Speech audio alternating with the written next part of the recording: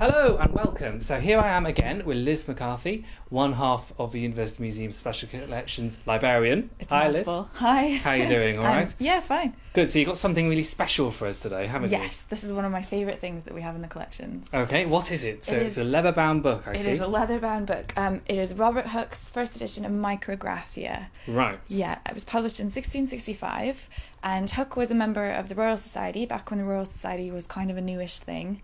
And he was responsible for inventing or kind of modernising the microscope. And this was the first book that was published that the public had a chance to see what it looked like when you looked through a microscope. Right. And So really quite groundbreaking stuff then. it really was. And there were some other kind of groundbreaking things in it. He was the first person to describe a cell, not quite as we think of cells today, but it kind of paved the way for everything else. Oh, fabulous. Which is pretty cool.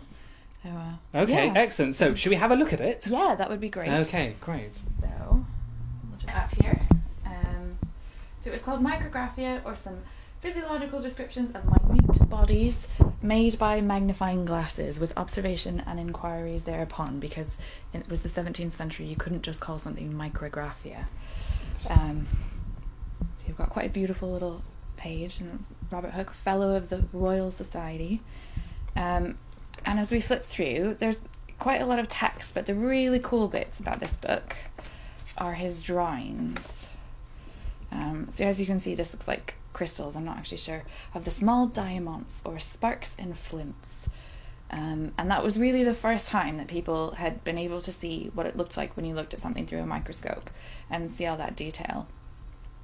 So that one's pretty cool, but the best ones are as you go further along. And I'll show you my favourite. This, you might have seen this, it gets published in quite a few places. It's very famous. If you're squeamish, you might not like this, but I think it's really cool.